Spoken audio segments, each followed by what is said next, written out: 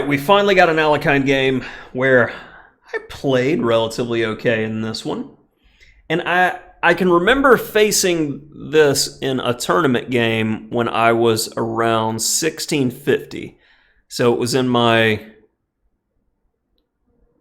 second year and a half into playing chess. And this line is pretty common, where people will just develop. Just bishop d3. And there's nothing to worry about here. Black's definitely got equality from the get-go. So we'll just keep developing. And if they go c4, they're going to end up in a bad exchange variation. Like we saw in video 1, I am looking for that ideal structure anytime the knight's on f3 and they played c4. And there's just a couple of ideas that go with it. Now, this is a completely different type of structure. And you need to know the plan.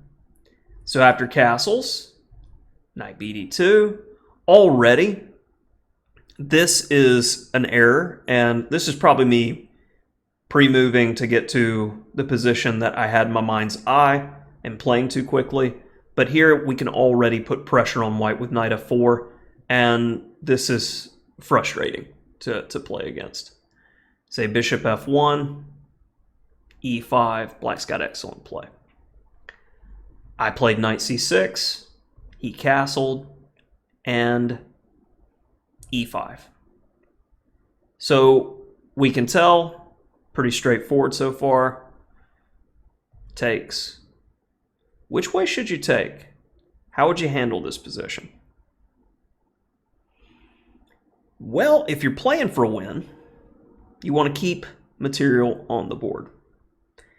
And by playing knight takes e5, that would be a move where white, in fact, could probably play bishop e2 and say, I'm not going to take you. If you take me, you're going to have this Isolani d6 pawn for the rest of the game. Much better to take with a pawn. And after bishop c4, knight f4, and bishop e6. I've completed development. My knight has a wonderful flexible square on e6. Now f5. And when I said I played well, it was a beautiful game except for this move, which was rushed. What is white's move that he should play here? Hopefully you found queen b3, because now I'm actually in deep doo-doo. This is just losing. So why, like over a year ago, I was picking out games that, I'm just as surprised as you are. h6 with the idea of king h7 and then f5 is the proper plan. f5 was rushed and knight c5 was rushed. And as soon as we get here, I actually play well. But, the search continues for me playing a decent game in this series so far, because I consider any major blunder in a game a huge blemish.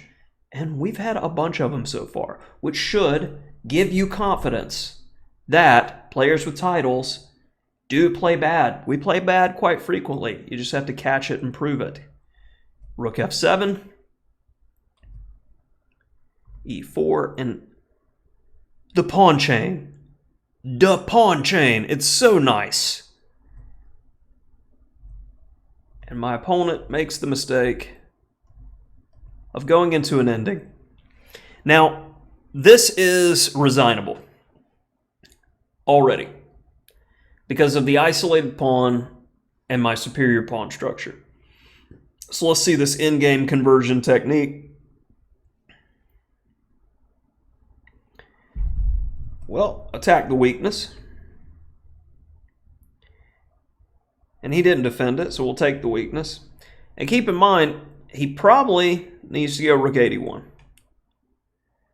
Then rook fd7, and then g4.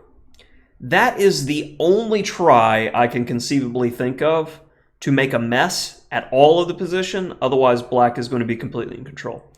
Though this position, I believe, is completely winning after king f7, g4 is the best practical try to get black to go wrong. And you have to think in those terms, because it's lazy to be like, "But the engine said." I don't care, because how many games have I won from dead loss positions? How many games have I drawn from winning positions? How many games have I lost from winning positions? The engine can't help you if you're not using it during a game. And if you're using it during a game, why play chess at all?